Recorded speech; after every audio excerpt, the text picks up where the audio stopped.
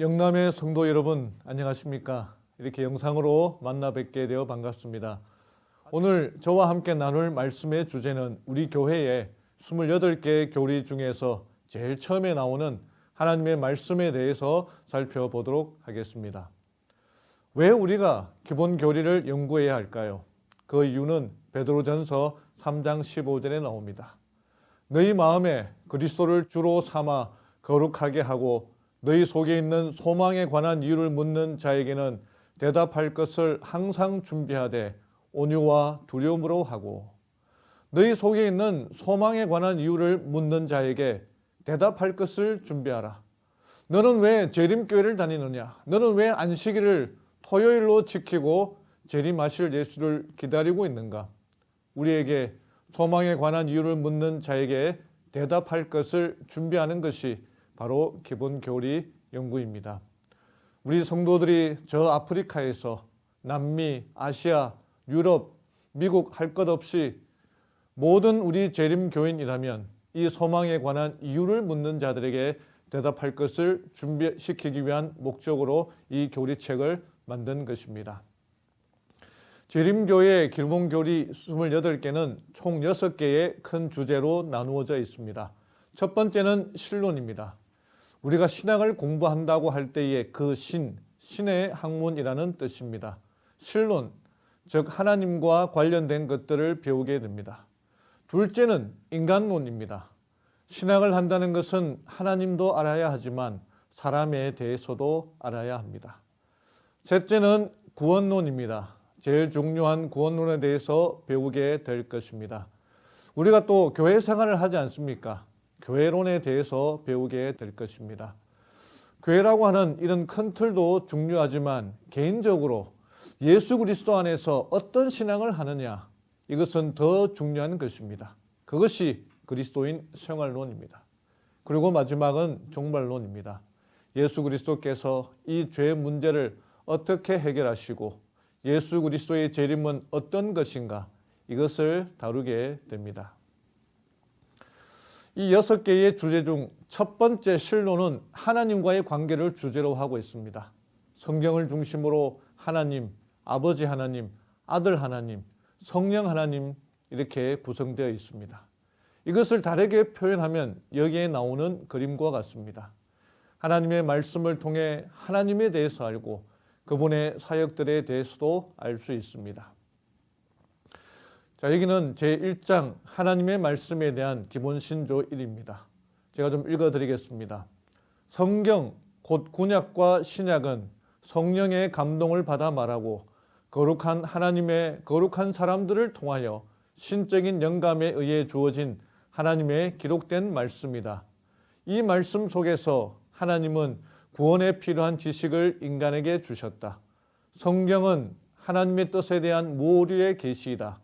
성경은 품성의 표준이요 경험의 시금석이며 교리들에 대한 권위 있는 계시자요 역사 속에서 활약하시는 하나님의 행동들에 대한 신뢰할 수 있는 기록이다.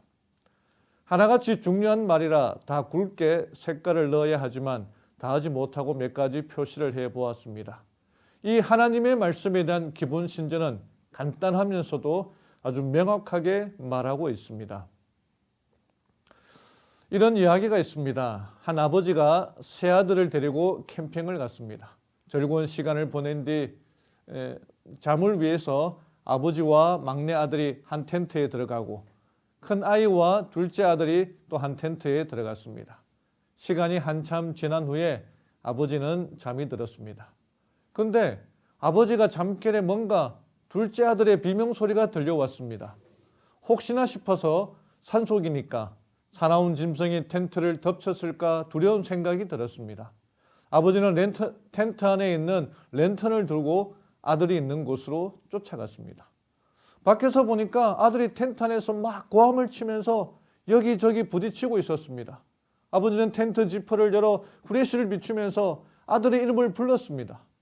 그런데 이 아들이 아랑곳하지 않고 계속 비명을 지르고 있는 것입니다. 아마 이 둘째 아들이 자다가 깨어났는데 주위가 칠흑같이 어두워서 순간적으로 이 아이가 아빠와 캠핑을 왔다는 것을 잊어버렸던 것입니다.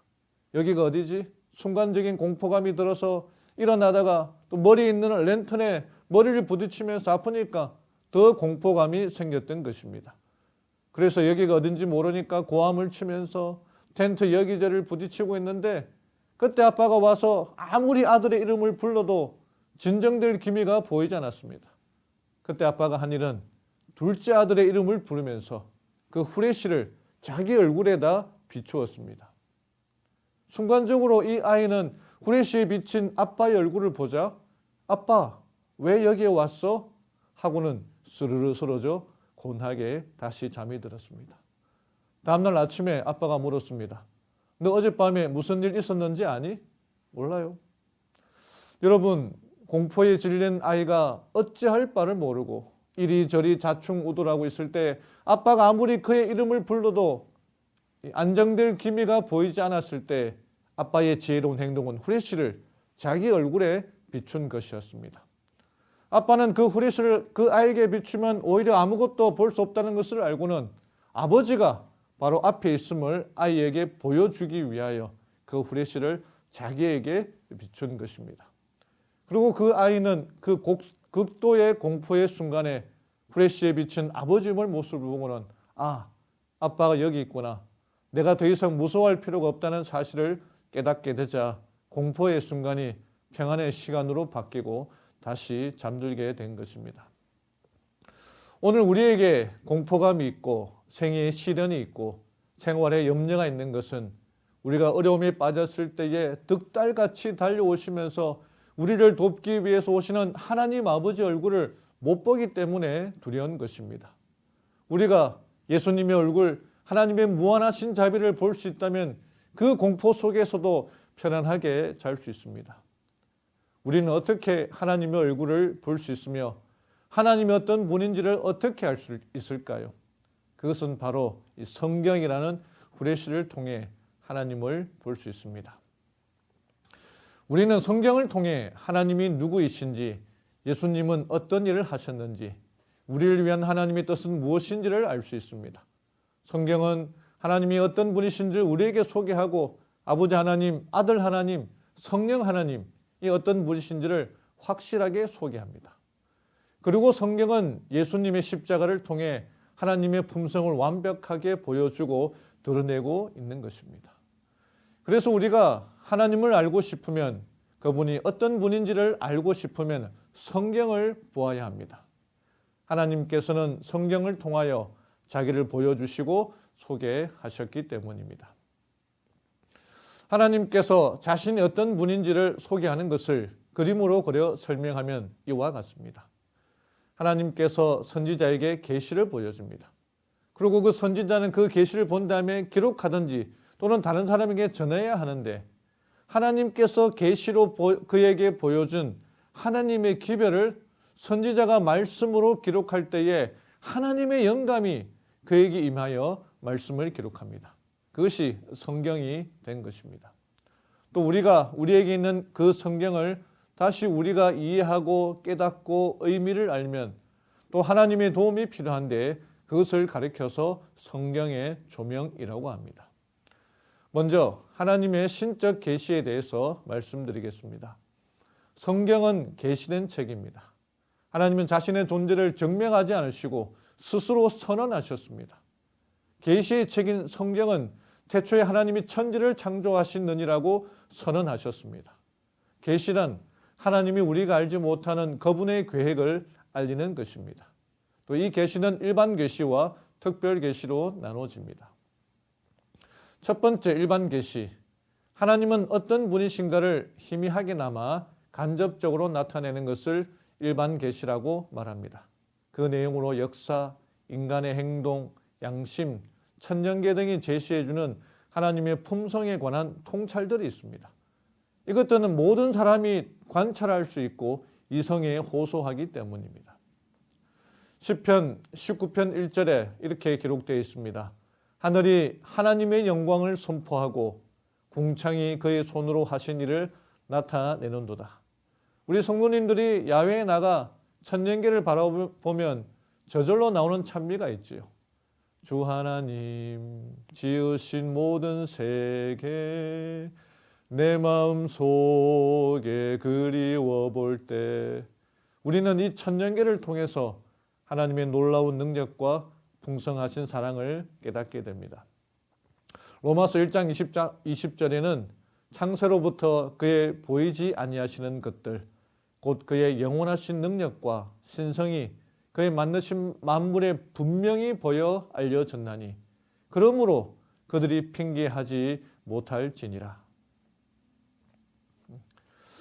이 우리 교회 성도님 가운데 한 분이 이런 간증을 하였습니다. 본인은 공대를 나와 도시에 살면서 평생을 기계 계통에서 일하다가 이제 은퇴를 하고 시골에 왔는데 그 시골에 있는 그 천년계 속에 나타난 만물의 신비함이 날마다 새롭다는 것입니다.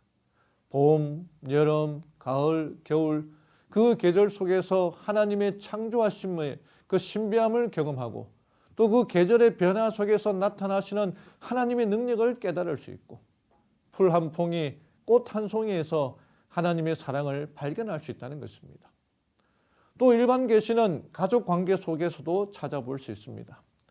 이사야 66장 13절 어머니가 자식을 위로함 같이 내가 너희를 위로할 것인즉 너희가 예루살렘에서 위로를 받으리니 시편 103편 13절에 아버지가 자식을 긍휼히 여김같이 아버지께서 자기를 경외하는 자를 긍휼히 여기시니 이 두 성경제는 부모님들이 자식을 얼마나 사랑하는지 가족 관계를 통해서도 하나님의 사랑을 알 수가 있습니다.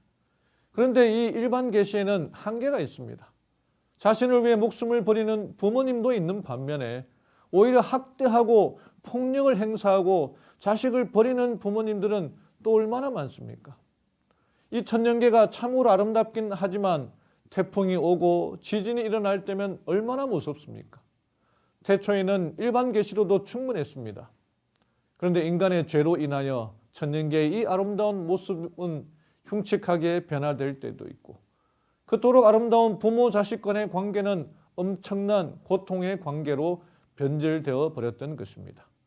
그래서 하나님께서는 하나님의 사랑을 더 잘 알고 확실하게 알 수 있는 특별한 계시를 우리에게 보여주셨습니다. 바로 특별 계시입니다. 이 특별 계시는 구약과 신약 모두를 통하여 하나님은 특별한 방법으로 우리에게 자신을 드러내심으로써 그분의 사랑의 품성에 관해 전혀 의문의 여지가 없도록 하셨습니다. 특별 계시는 하나님이 직접 선지자들 또는 사도들을 통하여 전달된 말씀으로서 그것이 뭐하죠? 오늘날의 성경이 되었던 것입니다. 히브리서 1장 1절 2절에는 옛적의 선지자들을 통하여 여러 부분과 여러 모양으로 우리 조상들에게 말씀하신 하나님이 이 모든 날 마지막에는 아들을 통하여 우리에게 말씀하셨으니 이 아들을 만유의 상속자로 세우시고 또 그로 말미암아 모든 세계를 지으셨느니라. 전에는 선지자를 통하여 말씀하셨고 또 이것은 구약과 신약을 포함한 성경을 말합니다. 마지막에는 아들을 통하여 예수 그리스도를 통하여 우리에게 말씀하셨다고 말합니다. 대표적인 특별 계시가 성경과 예수 그리스도입니다. 구약과 신약 모두를 통하여 하나님은 특별한 방법으로 우리에게 자신을 드러내심으로 그분의 사랑의 품성에 관해 전혀 의문의 여지가 없도록 하셨던 것입니다. 앞에서 말씀드린 예화 기억나십니까? 아버지가 공포에 질려 어찌할 바를 모르는 아들에게 자신의 얼굴을 후레쉬로 비추자 아들이 조용해지고 편안히 잠들었던 이야기 말합니다. 하나님은 특별 계시 성경으로 하나님을 드러내셨고 궁극적으로는 예수님을 통해서 참 하나님의 사랑을 드러내신 것입니다. 이런 이야기가 있습니다. 2년 전 2021년 12월 7일자 뉴스에 나온 이야기입니다.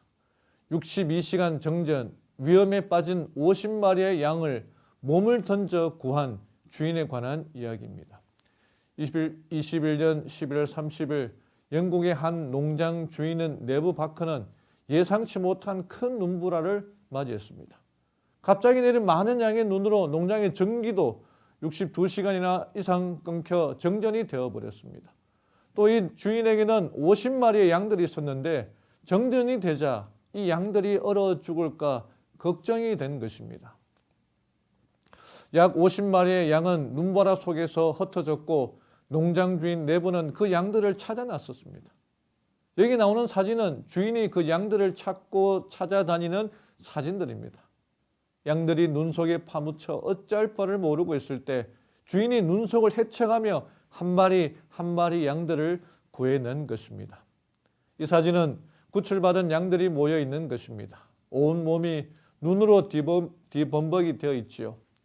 참 불쌍해 보이기도 하지만 안도하고 있는 양들의 기분을 느낄 수 있습니다.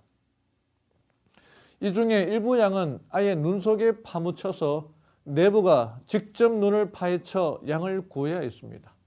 내부는 양에게 얼른 나와 라고 침착하게 유도하지만 겁에 질린 양은 잘 움직이지 않았습니다. 그래도 내부는 포기하지 않고 양을 끝까지 구출하였던 것입니다. 여러분, 뉴스는 실제로 그렇지 않지만 만약에 이 농장 주인 내부가 양을 구하다가 죽어버렸다면, 그 양들을 구하기 위해 자신의 목숨을 버렸다면 여러분들은 어떻게 생각하십니까? 정말 대단하다고 생각할까요? 그 농장 주인에게 존경을 표하고 조의를 표할 수 있을까요? 물론 실제로 농장 주인은 죽지 않았습니다. 양들을 위해 목숨을 버린 사람의 이야기는 한 번도 들어본 적이 없습니다. 그러나 우리들을 위해 예수님께서 목숨을 버리셨다는 이야기가 바로 성경에 있는 것입니다. 이런 이야기를 한번 가정해 봅시다. 양계장에서 닭 한 마리가 실수해서 계란을 깨뜨려 버렸습니다. 이것을 주인이 알고는 자신이 실수한 닭을 대신하여 그 사람 주인이 죽겠다고 했고 실제로 대신 죽었다고 생각해 보십시오. 이 얼마나 어리석은 일입니까? 얼마나 말도 안 되는 이야기입니까? 바로 성경에 이 말도 안 되는 이야기가 실제로 일어났으며 그것은 바로 하나님이 우리를 위해 얼마나 사랑하시는지를 성경을 통해서, 예수님을 통해서, 십자가를 통해서 가르쳐 주시고 있다는 것입니다. 그래서 성경의 중심 기별은 무엇일까요? 성경의 초점은 무엇이겠습니까? 바로 예수 그리스도. 구약은 하나님의 아들을 세상의 구속주 메시아로 제시하고 있습니다. 신약은 그분을 구주 예수 그리스도로 제시하고 있습니다. 십자가는 예수님의 십자가상의 죽으심은 하나님의 품성에 대한 궁극적 계시인 것입니다. 그래서 우리는 성경을 읽을 때 예수님의 이야기에 초점을 맞춰야 하는 것입니다. 한 초등학교 학생이 아버지를 따라 어른 예배에 참석하게 되었습니다. 그날따라 이 목사님이 너무 어려운 말씀을 하시고 계시는 것입니다.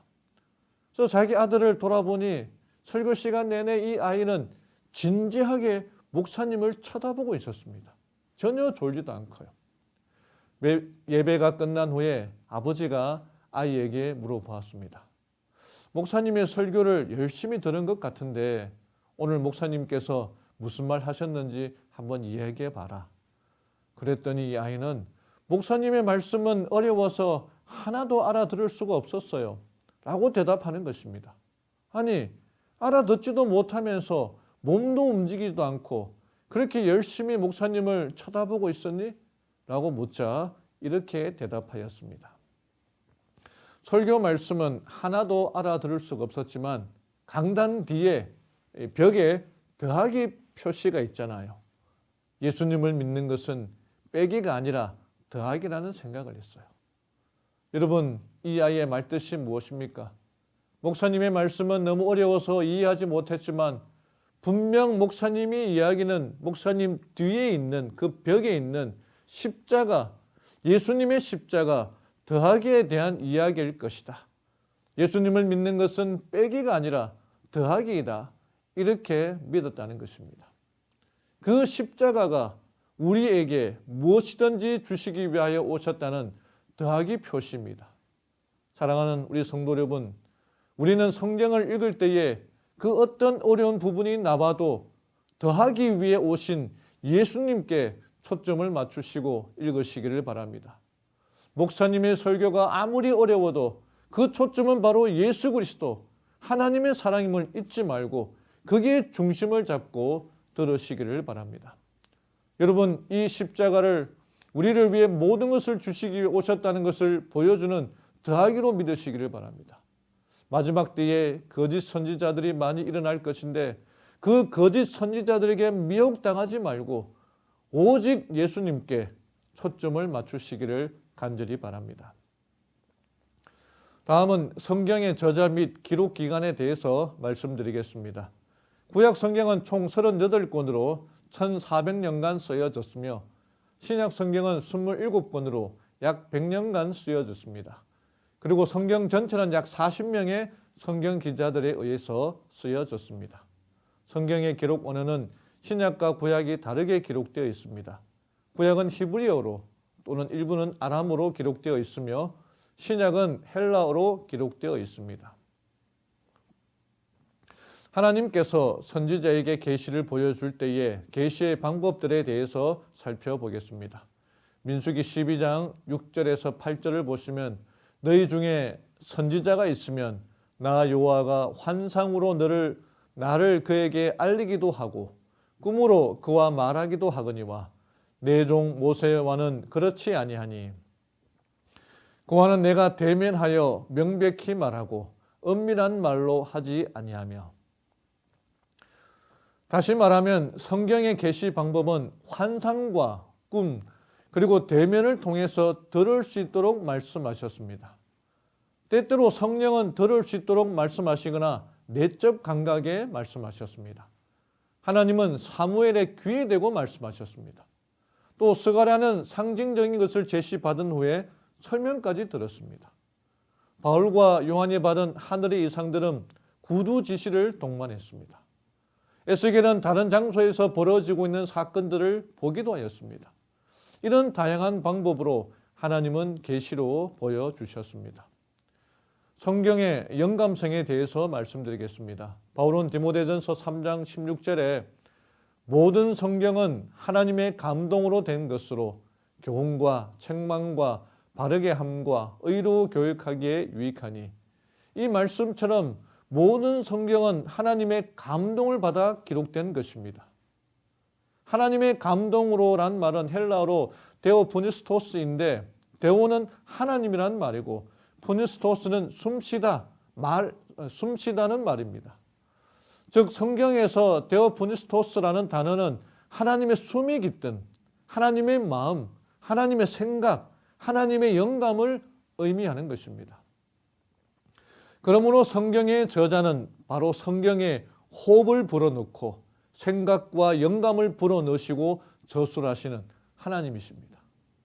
만약 성경의 저자가 하나님이시라면 왜 성경은 바울과 요한과 같은 사람들로 인해서 쓰여졌는가라고 물을 수 있을 것입니다. 이 문제에 대한 해답 또한 성경에서 찾을 수 있습니다. 베드로후서 1장 21절에 보면 예언은 언제든지 사람의 뜻으로 낸 것이 아니요 오직 성령의 감동하심을 받은 사람들이 하나님께 받아 말한 것입니다. 여기서 말하는 예언은 영적 영역에서 오는 모든 것을 뜻하는 말입니다. 다시 말해서 성경책을 구성하는 모든 예언들, 즉 성경책 전체를 가리킨다고 할 수 있습니다. 예언은 사람의 뜻으로 낸 것이 아니로 자기가 지어낸 것이 아니라는 것입니다. 사람의 뜻, 자기 생각, 자기 가치관, 자기 철학, 자기 사상이 아니라는 것입니다. 성경에는 인간의 의지로 쓰여진 내용은 하나도 없습니다. 바울이 어느 날 갑자기 책상에 앉아서 자신의 의도로 에베소서를 쓰기 시작한 것이 아니라는 것입니다. 성경은 인간의 의지를 허용하지 않습니다. 오직 성령의 감동하심을 받은 사람들이 아무나 성경을 쓰는 것이 아니고 성령의 감동하심을 받은 사람들, 그 위에서 말한 선지자들이죠. 하나님께 받아 말한 것입니다. 자기의 것이 아닙니다. 하나님께서 성령을 통하여 사람의 사상에 생각에 가치관에 지성에 감동과 영향을 주면 기자들이 그 내용을 기록한 것입니다. 그래서 출애굽기 6장 2절에 하나님께서 모세에게 말씀하여 이르시되 사무엘하 23장 2절 여호와의 영이 나를 통하여 말씀하심이며 그의 말씀이 내 혀에 있도다. 예레미야 2장 1절 여호와의 말씀이 내게 임하니라. 그러므로 성경의 저자는 하나님이십니다. 하나님이 저자이기에 성경을 하나님의 말씀이라고 부릅니다. 하나님의 사상, 하나님의 계획, 하나님의 섭리, 하나님의 통치 철학, 이 모든 것이 성경에 나와 있으니까 우리는 성경을 하나님의 말씀으로 받아들이고 또 하나님의 말씀이니까 그 모든 것의 가치 기준이 되고 절대적인 권위를 갖게 되는 것입니다. 영감으로 기록한 성경에 대해서 엘렌 화이트는 이렇게 설명합니다. 성경의 저자들은 하나님의 필자들이었으며 하나님의 필촉이 아니었다. 즉 하나님께서는 선지자들에게 꿈이나 이상으로 보여주시면 선지자들이 그것을 자기가 그동안 배운 학식과 교양과 자신의 언어와 표현 방식으로 기록한 것입니다. 그것이 아니라 하나님의 필촉이 되어서 예를 들면 하나님이 모세를 불러 모세야 오늘 창세기를 기록할 테니 펜과 종이를 준비해라 하고는 모세에게 태초에 하면 모세는 태초에 하나님이 다시 하나님이 하면 모세는 하나님이 이렇게 해서 창세기 1장부터 50장까지가 다 완성되었다. 불러주는 대로 다 받아 써서 완성되었다는 것이 아니라는 것입니다. 하나님께서 성경을 기록하는 사람의 마음과 사상을 감동시키시고 그 감동을 받은 사람이 하나님의 사상을 자기의 언어와 표현 방식으로 기록하였다는 것입니다. 오직 한 경우에만 하나님이 말씀하시고 정확한 말을 직접 기록하셨는데 곧 십계명입니다. 이것은 인간의 작문이 아니라 하나님께서 직접 쓰신 것입니다. 십계명 외에는 대부분이 다 하나님의 영감을 받아 기록되었습니다. 이것을 그림으로 설명하면 이와 같습니다. 하나님께서 선지자에게 계시를 보여줍니다. 그 계시는 하나님께서 선지자에게 보여주는 것입니다. 선지자는 그 계시를 본 다음에 기록하든지 다른 사람에게 전해야 하는데 하나님께서 계시로 그에게 보여준 하나님의 기별을 선지자가 말씀으로 기록할 때 하나님의 영감이 그에게 임하여 하나님의 감동이 임해서 말씀을 기록한 것입니다. 그것을 우리는 성경이라 부르고 있는 것입니다. 영감과 역사에 대해 살펴보겠습니다. 하나님의 계시는 특정 시간과 장소에서 일어났던 실제적인 사건들 속에서 말씀하신 것입니다. 그래서 고린도전서 10장 11절에서는 그들에게 일어난 이런 일, 역사적 사건들을 말합니다. 그들에게 일어난 이런 일은 본보기가 되고 또한 말세를 만난 우리를 깨우치기 위하여 기록되었느니라. 누가는 자기가 복음서를 쓰게 된 이유에 대해 알고 있는 바를 더 확실하게 하고자 예수님의 생애에 대하여 설명하기를 원했기 때문이라고 언급하고 있습니다. 성경 인물들의 전기는 신적 영감성에 대한 또 다른 증거입니다. 방주를 만들어 자신의 가족들을 구원하였던 노아는 홍수 이후에 술에 취해 아랫도리를 드러내는 그 부끄러운 이야기가 가감없이 성경에 기록되어 있습니다. 아브라함이 자신의 목숨을 구하기 위해 아내인 사라가 누이라고 속이는 이야기가 그대로 기록되어 있습니다. 다윗이 밧세바와 간통하고 우리아를 죽인 이야기가 있는 그대로 설명하고 있습니다. 모세, 바울, 야고보, 요한 등등에 대해서는 말할 것도 없지요. 성경은 추호도 그들의 실수들을 변명해 주거나 그들의 범죄를 극소화하지 않습니다. 신적 영감이 없었더라면 그 어느 정기 저술자도 그토록 지각력 있게 분석한 글을 쓰지 못했을 것입니다. 성경 기자들은 성경이 포함하고 있는 모든 역사 이야기들을 신화나 상징이 아닌 참된 역사적 기록들로 보았습니다. 예수님은 구약 성경에 나타난 여러 이야기들을 역사적으로 정확한 것이며 그것을 영적으로 적용하였습니다. 요나의 이야기가 그렇습니다. 요나가 큰 물고기 뱃속에 있었던 이야기를 설명하시면서 그것을 인자, 바로 자신 예수님에게 적용하였습니다. 마태복음 19장 4절에서 6절에는 아담과 하와의 창조 이야기를 설명하시면서 역시 역사적인 사실이며 또 그 사실을 영적으로 적용하시고 교훈을 이끌어 내셨습니다. 노아 홍수의 이야기도 마찬가지입니다. 홍수에 대하여 설명하셨고 영적으로 적용하셨습니다. 성경은 이렇게 영감을 통해서 기록되었습니다. 하나님께서는 계시를 통해 선지자들에게 그분의 뜻을 나타내셨습니다. 선지자들, 기록자들은 신적 영감으로 말씀을 기록하였습니다. 기록된 말씀들은 여러 사람들의 수고로 필사되어 오늘까지 전해져 내려오고 있습니다. 그런데 어떤 사람들은 성경에 관한 기록을 믿지 못하겠다고 말합니다. 어떤 사람은 성경에 나오는 이야기는 모두 꾸며낸 이야기잖아요 라고 말합니다. 그리고 성경이 기록된 그때로부터 지금까지 내려오면서 많이 달라질 수도 있지 않느냐고 말합니다. 실제로 그럴까요? 이러한 성경의 기록이 과연 역사적 신뢰성이 있을까요? 처음 기록된 성경이 오늘 우리가 사용하고 있는 것들과 얼마나 정확할까요? 1947년경에 사해 북동쪽 키르벳 쿰난 동굴에서 사해 사본이 발견됐습니다.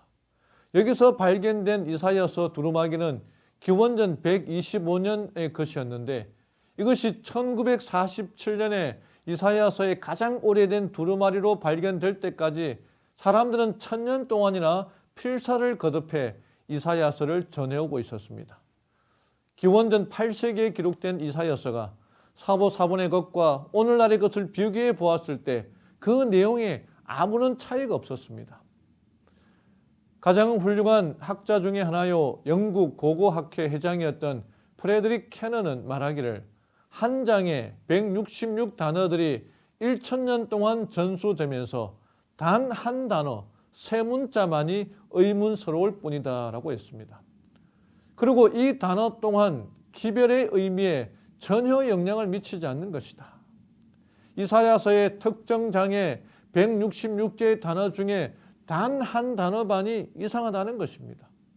그런데 그 이상한 단어는 전체적인 기별의 의미에 전혀 영향을 끼치지 않는다는 것입니다. 그는 또 이렇게 지적했습니다. 그리스도인은 그의 손에 성경 전체를 들고 그것이 전혀 변질되지 않은 하나님의 말씀임을 전혀 주저함 없이 말할 수 있다. 그 성경은 세기를 걸쳐 다른 세대로 전달되는 과정에서 어떤 본질적인 상실 없이 전수되었다.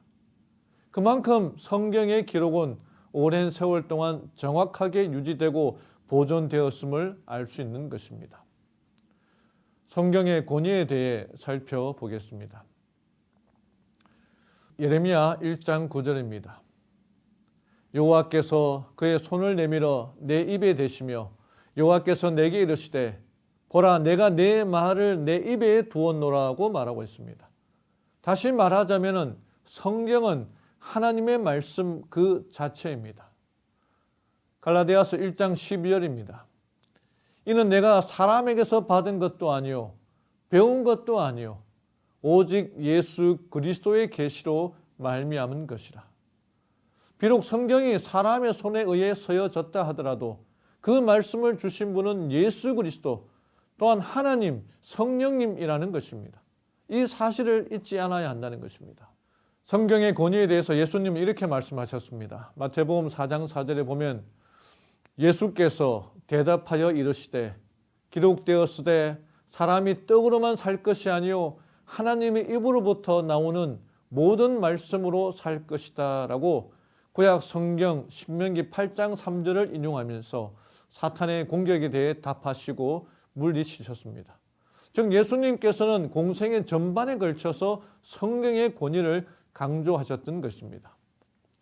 또한 요한복음 5장 39절과 46절을 보시면 너희가 성경에서 영생을 얻는 줄 생각하고 성경을 연구하거니와 이 성경이 곧 내게 대하여 증언하는 것이라. 모세를 믿었더라면 또 나를 믿었으리니 이는 그가 내게 대하여 기록하였습니다. 예수님은 성경이 내게 대하여 증거한다고 말씀하셨습니다. 또 모세가 기록한 것이 바로 자신에 대해 말한 것이라고 하셨습니다. 이 예언적 말씀의 권위를 강하게 믿으셨고 그것이 자신을 가리킨다고 밝히신 것입니다. 예수님께서도 성경을 통하여 자신의 존재를 증명하실 만큼 성경의 권위를 높이시고 계셨던 것입니다. 성령과 성경의 권위에 대하여 살펴보겠습니다. 고린도전서 2장 10절, 11절, 12장 3절의 말씀입니다. 성령은 모든 것, 곧 하나님의 깊은 것까지도 통달하시느니라. 우리는 성령을 통해서 하나님의 깊은 것까지 통달할 수 있습니다. 11절에 사람의 일을 사람의 속에 있는 영 외에 누가 알리요? 이와 같이 하나님의 일도 하나님의 영 외에는 아무도 알지 못하느니라. 즉 성령께서 우리의 마음을 조명해 주지 않으시면 우리는 결코 성령을 올바로 이해할 수 없으며 심지어 성경을 하나님의 권위 있는 뜻으로 인정할 수도 없음을 말하는 것입니다.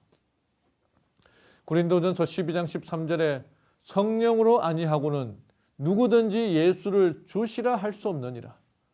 다시 말하면 성령을 통하여서 예수 그리스도와 또한 성령의 빛에 대하여 우리는 알아갈 수 있고 증명할 수 있다고 말씀하고 있는 것입니다. 그러므로 성령을 연구함에 있어서 성령을 강구하는 것은 당연한 일이고 필수적인 것임을 잊지 않아야 합니다. 이것을 그림으로 다시 정리하면 이와 같습니다. 하나님께서 선지자에게 계시를 보여줍니다. 선지자는 그 계시를 본 다음에 기록하든지 다른 사람에게 전해야 하는데 하나님께서 계시로 그에게 보여준 하나님의 기별을 선지자가 말씀으로 기록할 때에 하나님의 영감이 임해서 말씀을 기록합니다. 그것이 성경이 된 것입니다. 우리에게 있는 그 성경을 다시 우리가 이해하고 깨닫고 그 의미를 알려면 또 하나님의 도움이 필요한데 그것을 가리켜 성경의 조명이라고 하는 것입니다. 영감받아 기록한 성경을 읽을 때에 성령의 조명이 필요합니다.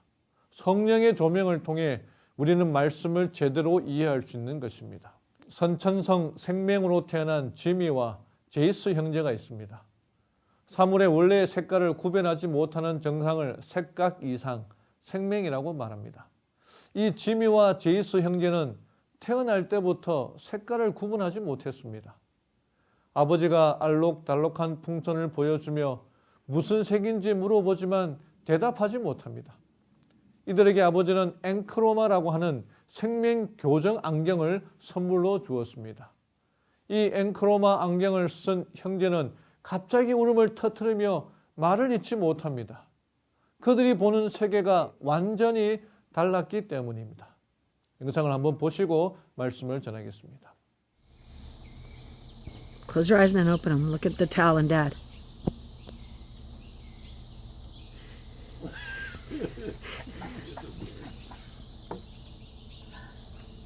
What do you see? Tell us.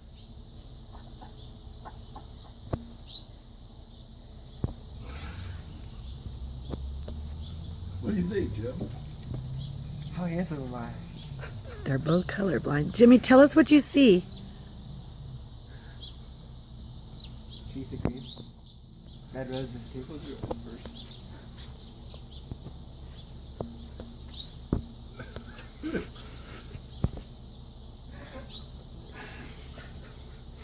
So bright. It is bright. So check it out. They said if you wear them for a while, So different. it'll train your brain to where maybe you 기본 교리 이렇게 기록합니다. 성경은 단조롭게 획일적이 아니다. 오히려 성경은 다양하고 풍부한 색조를 띤 정언들이 조화를 이루며 보기 드물게 뛰어난 아름다움을 연출하고 있다. 다양한 면모 때문에 성경은 모든 시대를 통해 인간의 필요를 더욱 잘 충족시킬 수 있다. 앞에서 보여드린 영상처럼 색깔에 대하여 구분하지 못했던 그들이 앵크로마를 통해서 색깔을 구분하고 아름다운 천년계의 모습들을 볼 수 있었던 것처럼 우리가 성경을 읽을 때에 성령의 조명이 우리의 마음을 감동시키므로 그동안 보지 못했던 귀한 말씀들이 우리 눈에 들어오고 우리 마음에 역사하게 되기를 바랍니다. 편향된 시각으로 성경을 보는 것이 아니라 성경이 기록될 때에 성령의 감동하심이 우리가 성경을 읽을 때에도 임하게 되어 달고 오묘한 말씀을 깨닫고 실천하는 그리스도인이 되기를 간절히 바랍니다. 기본교리 제1장 하나님의 말씀 정리해 보겠습니다. 하나님께서 선지자에게 계시를 보여줍니다. 계시를 받은 선지자는 성령의 감동하심을 받아 성경을 기록합니다. 기록된 성경을 우리는 성령의 조명을 통해 말씀을 깨닫고 이해하게 됩니다. 성경은 하나님의 말씀이기에 정확하며 권위가 있고 통일성이 있습니다. 히브리서 4장 12절은 이렇게 기록하고 있습니다. 하나님의 말씀은 살아있고 활력이 있어 좌우에 날선 어떤 검보다도 예리하여 혼과 영과 및 관절과 골수를 찔러 쪼개기까지 하며 또 마음의 생각과 뜻을 판단하나니 살아있는 하나님의 말씀이 우리 안에 역사하기를 원합니다. 능력의 말씀이 우리의 혼과 영과 및 관절과 골수를 찔러 쪼개어 거듭남의 경험을 하게 되기를 바랍니다.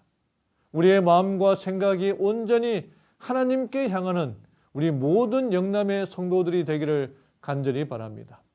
한 이야기를 들려드리겠습니다. 재림교인 부부가 안식일에 교회 가기 위하여 준비를 하고 있었습니다. 남편은 이미 준비를 다 하고 밖에서 기다리고 있었고 아내는 화장을 마치고 화장실에 가서 마지막 손을 씻으려고 수도꼭지를 털었는데 그 위에서 물이 쏴 하고 쏟아졌습니다. 남편이 샤워하고 물 나오는 레버를 바꿔놓지 않았던 것입니다. 오랜 시간 동안 준비한 아내는 이제 다시 옷을 갈아입어야 했고 화장을 처음부터 다시 해야 했습니다. 순간 화가 확 치밀어 올랐습니다. 그때 이 부인의 아내의 마음에 빌립보서 2장 5절의 말씀이 떠올랐습니다. 너희 안에 이 마음을 품으라 곧 그리스도 예수의 마음이니. 예수님 도와주십시오. 이 상황에서 남편에게 좋은 말 안 나갈 것이고 그 말 해봐야 상황은 바뀌는 게 없으니 제 마음에 평안을 주십시오. 예수의 마음을 주십시오. 이렇게 기도했습니다. 처음에는 잘 되지 않았습니다. 그러나 이전에는 화내고 후회한 것이 많았기에 이번에는 작정을 하고 예수님의 이름을 불렀습니다. 죄가 얼마나 강한지. 그러나 예수님의 능력이 더 강하다는 것을 믿고 예수님의 이름을 부르고 또 불렀습니다. 예수의 마음을 주십시오. 그 기도하는 시간이 마치 몇 시간인 것처럼 길게 느껴졌습니다. 마침내 마음에 조금씩 화가 가라앉기 시작했습니다. 그리고 재빨리 옷을 갈아입고 화장을 고치고 나갔습니다. 이야기를 들은 남편이 너무너무 미안해하며 또 고마워했고 남편은 더 주의할 것을 다짐했습니다. 이것이 하나님의 말씀이 우리의 마음에 역사할 때 일어나는 변화입니다. 물론 쉽지가 않겠죠. 이분의 이야기는 듣기에는 나도 충분히 하나님의 말씀이 생각나고 예수님의 이름을 부를 수 있다고 생각하지만 실제로 그런 비슷한 일을 당하면 말씀이 생각나기는커녕 그동안 서러웠던 일들이 먼저 생각나게 될 것입니다. 그러면 당연히 화가 폭발할 것입니다. 사랑하는 우리 성도 여러분, 무오류의 계시인 하나님의 말씀, 성경을 늘 우리 곁에 두고 그 말씀을 암송함으로 우리의 마음에 두고 말씀을 따라 순종하며 살아가는 모든 영남의 그리스도인들 되기를 바랍니다. 말씀의 역사를 경험함으로 우리의 인생이 새롭게 펼쳐지기를 소망합니다. 거짓 그리스도와 거짓 선지자들이 일어날 때에 결코 흔들림 없이 서게 되기를 간절히 바랍니다.